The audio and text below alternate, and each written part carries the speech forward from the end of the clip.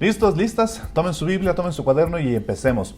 Esta semana, mientras estábamos en uno de los tiempos de oración en la noche, ustedes saben que todos los días de lunes a viernes vía Zoom nos estamos reuniendo para orar juntos. Es un tiempo maravilloso, si quieren unirse, únanse. Uno de los varones, uno de los líderes del equipo de varones estaba dirigiendo ese tiempo y él mencionó una gran verdad bíblica, y es que solo la palabra de Dios, solo Dios y su palabra duran para siempre. Todo lo demás tiene una fecha de caducidad, todo lo demás llegará a su fin, y esta pandemia, esta crisis, estas dificultades llegarán a su fin, tienen esa fecha de caducidad. Y eso me animó mucho, me trajo mucha esperanza, me llenó de esperanza, porque me puse a pensar y dije, es cierto, va a llegar el día, no sé si pronto, pero va a llegar el día en el que dejemos de contar la cantidad de contagiados, la cantidad de enfermos o la cantidad dolorosa de vidas humanas que se han perdido. Llegará el día en el que salgamos de nuestros refugios, de nuestros hogares y podamos salir a la calle de nuevo. Llegará el día en que los viejos amigos se reencontrarán y se abrazarán. Llegará el día de nuevo en el que los nietos podrán estar cerca de sus abuelos y amarse con todas las ganas. Llegará el día en que los atletas volverán a salir a correr y a hacer sus ejercicios en los parques. Llegará el día en el que los restaurantes van a poder abrir de nuevo y estar llenos de gente. Llegará el día de nuevo en el que las escuelas estén abarrotadas de niños haciendo bulla y jugando en sus recreos y aprendiendo en sus aulas. Llegará el día en el que nos volveremos a sentar a la mesa con los nuestros para celebrar juntos un cumpleaños. Ese día va a llegar. Las bodas se van a volver a celebrar, se van a volver a agendar. Nuestras actividades juntos, cerca, van a volver a pasar. Y esperamos que eso pase. Nuestra iglesia se volverá a reunir en nuestra carpa y nos abrazaremos y cantaremos y oraremos juntos, tomados de la mano, y escucharemos una prédica mía durante 2 horas y sin que nadie se queje. Espero. Ese día está por venir. No sé cuándo. En el que seremos diferentes, seremos transformados, en el que todo esto terrible que estamos viviendo ahora habrá acabado. Y mientras ese día llega, hoy esperamos, hoy mantenemos la esperanza, porque la esperanza es lo que nos hace seguir. La esperanza en el mañana, la esperanza hacia el mañana, es lo que nos da fuerzas para aguantar hoy. Aguantar el confinamiento, aguantar esta cuarentena, aguantar comer la misma comida quizás, aguantar la desesperación de ver a nuestra gente todos los días encerrada, preocupada, aguantar las reuniones tediosas de Zoom, aguantar tener que estar metidos en internet todo el día para tratar de saber qué está pasando en el mundo, aguantar la desesperación por el papel higiénico y por las compras. Por cierto, y no me estoy inventando esto, hablaba con un pastor amigo mío que me decía que hace unos días alguien irrumpió en el lugar donde ellos se reunían como iglesia, en su casa, en su templo, donde ellos se reunían, y se robaron el papel higiénico. Alguien se robó el papel higiénico de la casa de su iglesia, del templo donde ellos se reunían. Alguien está usando el papel higiénico de Dios. No, es una broma, pero no es cierto. Se lo robaron el papel higiénico, porque a ese punto puede llegar a veces la desesperación, y por eso es importante mantener la esperanza. La esperanza es lo que nos permite aguantar, estar encerrados con nuestra familia, haciendo las mismas cosas día tras día, mientras esperamos volver a la normalidad, renovados, transformados, cambiados. ¿Por qué no a una nueva normalidad? Incluso esto puede ser tan choqueante para algunos que una pareja me contaba que, como son solo los dos y no tienen niños ni nada, y están solo los dos en su casa haciendo la cuarentena, tuvieron que inventar un tercer personaje ficticio al que llaman Pepito para echarle la culpa de las cosas, ¿no? Pepito ha dejado los platos sucios, hey, Pepito no ha cerrado la puerta, Pepito no le ha sacado al perro, con tal de tratar de sobrellevar esta difícil circunstancia. Y es cierto, es difícil, no sabemos cómo, no sabemos cuándo, pero sabemos que esto también pasará. Y de alguna manera, pensar en ese día nos ayuda a sobrellevar este día. Así que, sepámoslo o no, estemos conscientes o no, todos hemos empezado a volvernos estudiosos, practicantes de la esperanza. Y estudiantes y practicantes de la esperanza no solo para nuestro bien, por si acaso, sino para convertirnos en agentes de esperanza para este mundo que está muy abatido, y hay mucha gente sin esperanza en este momento. La esperanza, dicen los expertos, está construida por 3 factores. La imaginación, cómo formo yo en mi mente la imagen de aquello que espero. Pienso en ello, lo vuelvo vívido en mi mente. Segundo, la expectativa, un deseo, un hambre de que ese algo que estoy anhelando llegue, venga, ocurra. Y tercero, la creencia. La creencia de que lo que espero vendrá, o por lo menos es posible. Que lo que espero por lo menos es posible. Imaginación, expectativa, creencia. Y tú y yo usamos esas 3 herramientas para construir constantemente nuestra esperanza, todo el tiempo. Cuando tú y yo imaginamos más vívidamente aquello que esperamos, cosas como ser un mejor hombre o ser más valientes en medio de todo esto, o tener un mejor matrimonio, o ponernos a estudiar, o ser una persona más comprometida con la oración. Y luego tomamos tiempo para pensar en eso, imaginarlo, dibujarlo, escribirlo. Y meditamos en por qué esto que imaginamos, que anhelamos, es digno de ser imaginado, porque es digno de ser anhelado. Eso aumenta nuestra expectativa, nuestra hambre de que eso llegue a ocurrir. Y luego pensamos en las razones por las que esto es posible. Porque lo que Dios ha hecho en el pasado va a volver a hacerlo. Lo que Dios ha mostrado como su gracia y su salvación y su rescate en el pasado va a volver a ocurrir. Incluso pensamos en cuáles son los pasos que nosotros mismos podemos dar para alcanzarlos. Y ahí vemos una y otra vez, quizás sin estar conscientes, aparecer la imaginación, la expectativa y la creencia que sostienen nuestra esperanza. Y por si acaso la esperanza no es fácil, o por lo menos mantener la esperanza, tener esperanza, no siempre es fácil.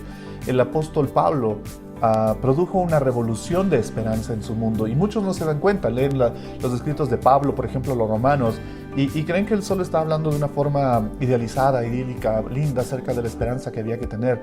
No, el mundo en el que él estaba era un mundo que no tenía intenciones de prestarle atención a la esperanza, no tenía mucho interés. Romanos capítulo 8, versos 24 y 25 dice: porque en esa esperanza fuimos salvados. Pero la esperanza que se ve ya no es esperanza. ¿Quién espera lo que ya tiene? Pero si esperamos lo que todavía no tenemos, en la espera mostramos nuestra constancia, nuestra paciencia, diría otra versión. Hay que dejarlo claro, la esperanza por definición implica incertidumbre. Si yo ya tengo aquello que estoy esperando, entonces ya no necesito esperar. Pero la esperanza implica esta incertidumbre, esta expectativa. Los estudiosos de la esperanza lo ponen así. Dicen que nosotros vivimos en un tiempo, en un presente, y siempre nos estamos moviendo hacia el futuro. Nosotros vivimos en un punto A y siempre estamos moviéndonos hacia un futuro, hacia ese punto B. Tenemos esperanzas, sueños, metas hacia ese punto B, hacia ese futuro. Algunas son grandes, como quiero tener una gran relación matrimonial, un gran trabajo, quiero cambiar el mundo. Y otras son esperanzas pequeñas. Hoy quisiera tener que comer. Hoy quisiera no pelear con mi familia. Hoy quisiera que podamos tomarnos un tiempo juntos para orar.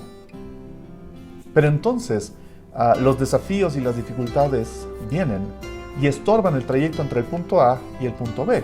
Algunas son pequeñas, enojos, interrupciones, distracciones. Otras son grandes, enfermedades, pérdida, recesión. Los esperanzadores de clase mundial son quienes tienen la habilidad de persistir y mantener la fe y sostener lo que realmente importa y encontrar poco a poco la manera de moverse hacia ese futuro que realmente están anhelando, que están esperando.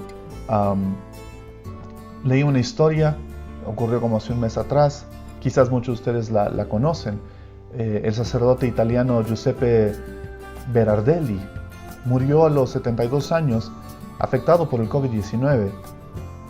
Un hombre que entregó su vida a su parroquia en amor a Dios, servía a la gente de ahí, de su comunidad, le quería tanto que le recuerdan aún paseando en su motoneta color rojo, un hombre que siempre estuvo ayudando a los necesitados. Es más, leía de una familia que le reconocía con mucho afecto y les dolía terriblemente la pérdida de él, porque cuando en su familia ellos perdieron al papá, ese sacerdote les ayudó y les sostuvo emocionalmente y se convirtió casi en un padre adoptivo para ellos y les cuidó. Y cuando él se contagió de COVID-19, la comunidad entera se puso de acuerdo en este pequeño pueblo en Casnigo, Bérgamo, Italia, para comprarle un respirador, porque no habían muchos en su comunidad. Y se ponen de acuerdo y le compran el respirador, pero él usó muy poco tiempo porque llegó un momento donde él tomó la decisión de ceder su respirador a un hombre más joven que él, que ni siquiera conocía, para que la vida de ese joven se salvara. Lamentablemente eso implicó que él no pudo enfrentar la enfermedad y le costó la vida. Y si tú estás teniendo problemas durante esta época para creer en Dios y creer en el amor de Dios, te animo a que empieces por lo menos creyendo en el amor que se evidencia en ese tipo de historias. Historias que por cierto no están lejos, historias como esas están cada vez más cerca.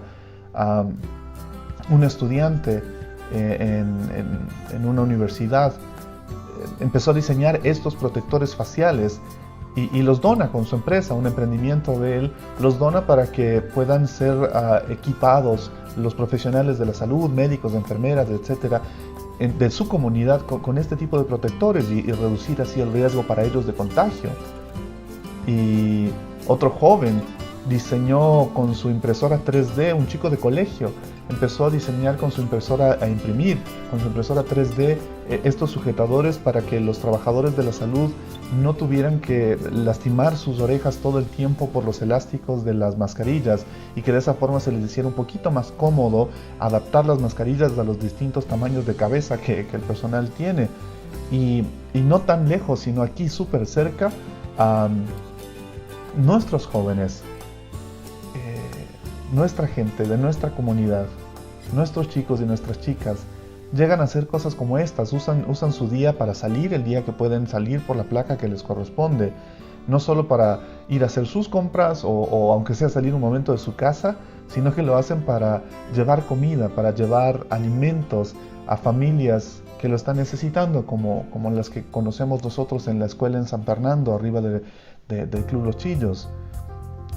Y mi esposa y yo seguimos con la ayuda de ustedes, saliendo cada semana, sea poco, sea mucho, para llevarle alimentos a más familias que están ya en el borde de la desesperación y que literalmente pierden la esperanza, pero vemos cómo al llegar con esta funda de alimentos para que ellos aguanten una semana más, les vuelve a brillar el rostro y puedes ver esa esperanza en ellos, ese alivio de decir, esto es lo que estaba esperando. Y muchos nos han dicho gracias Dios y nos han hecho llegar a mi esposa y a mí tarjetas con agradecimiento y versículos bíblicos que no son solo para nosotros, son para ustedes, porque ustedes han sido parte de esto, de esos momentos donde estas acciones, estas muestras de amor le han devuelto esperanza a muchas personas a nuestro alrededor.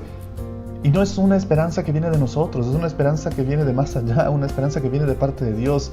Así es que insisto, si estás teniendo problemas en creer en Dios y sostener tu fe durante esta época, aférrate primero a la convicción y poder que tienen esos actos de amor que, insisto, no están inspirados en la voluntad humana, están inspirados en la voluntad de Dios. Ser un esperanzador de clase mundial implica no darte por vencido, fácilmente en tus metas, en tus sueños, en saber que tienes que dar lo mejor y hacerlo mejor para que el mañana realmente puedas llegar a ser mejor.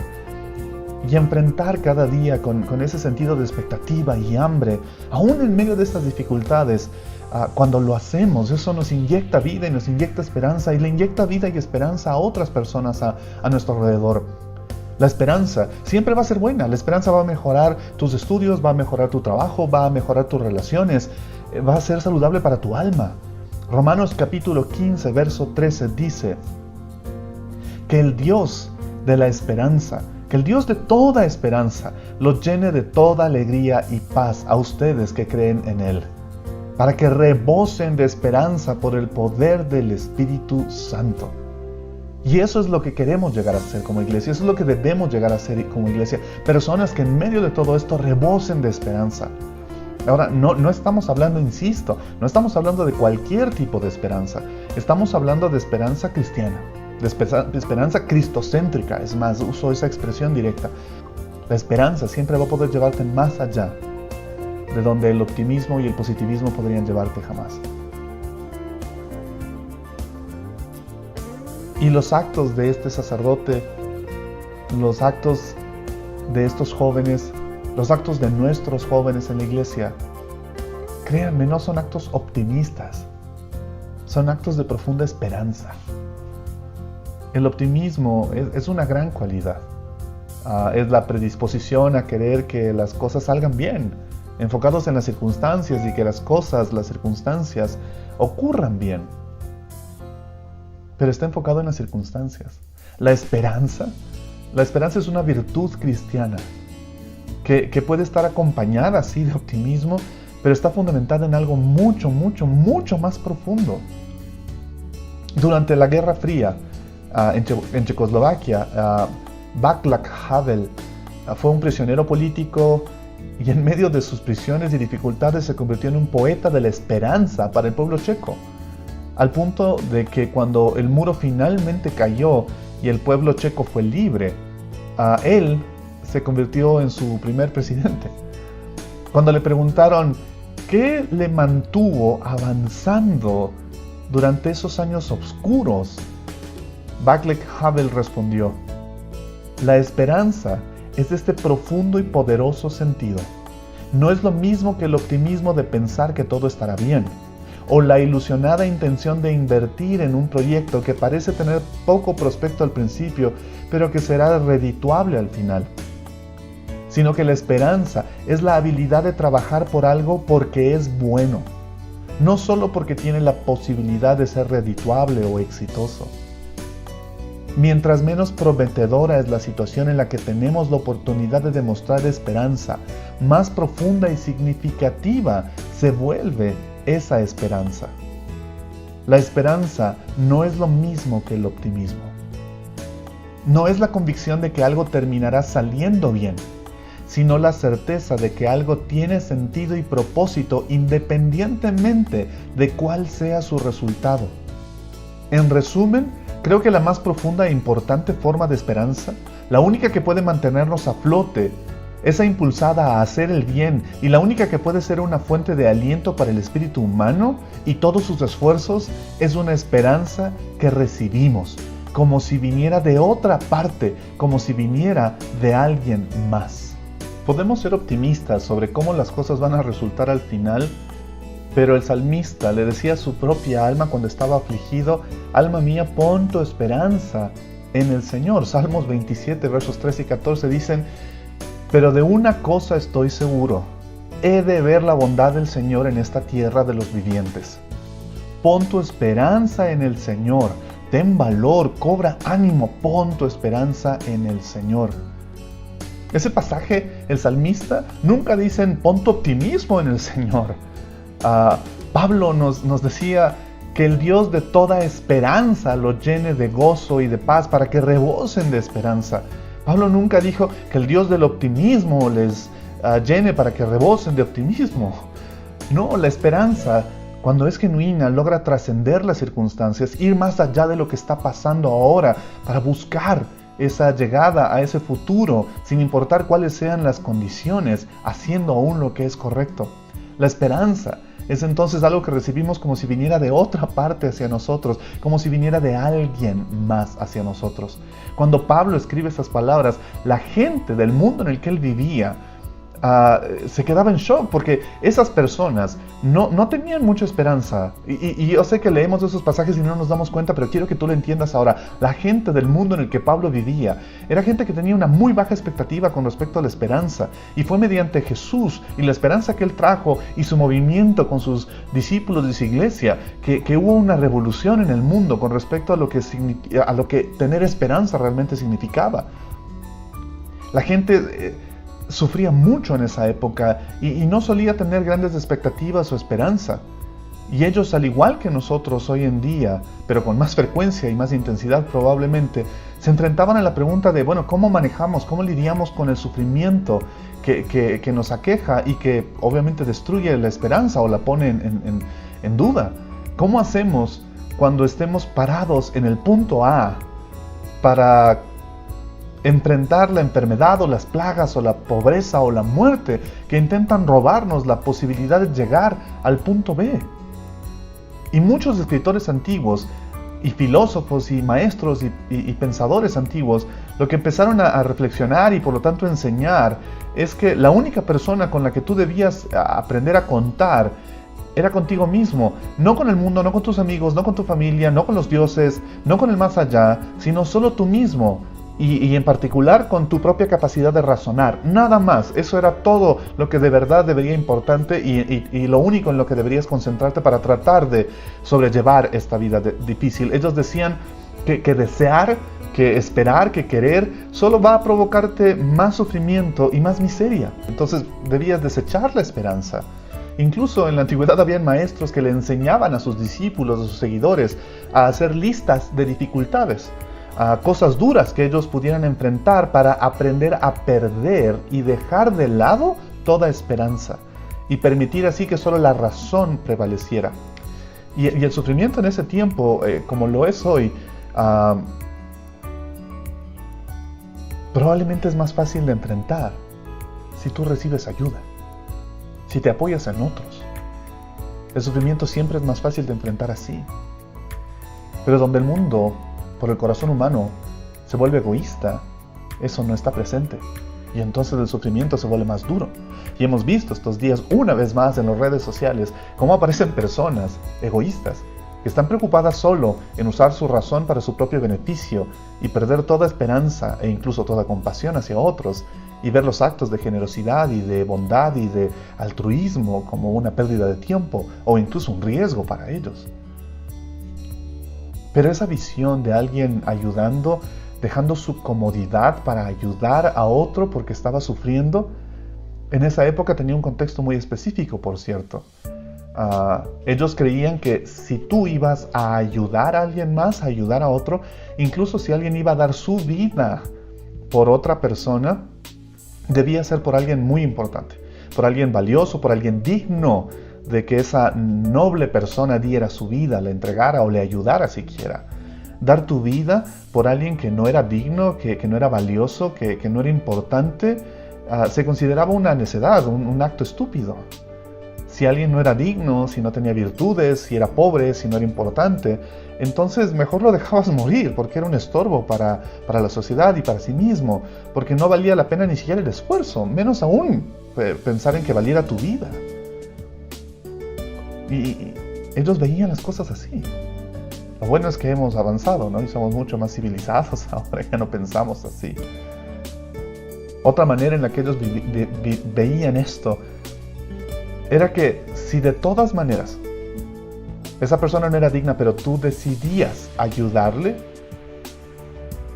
porque estaba sufriendo, porque estaba mal esa persona y tú decidías ayudarle, jamás, nunca jamás debías permitir que el sufrimiento de esa persona te afectara a ti, que te quitara tu paz o tu tranquilidad, o peor todavía, afectara tu bienestar.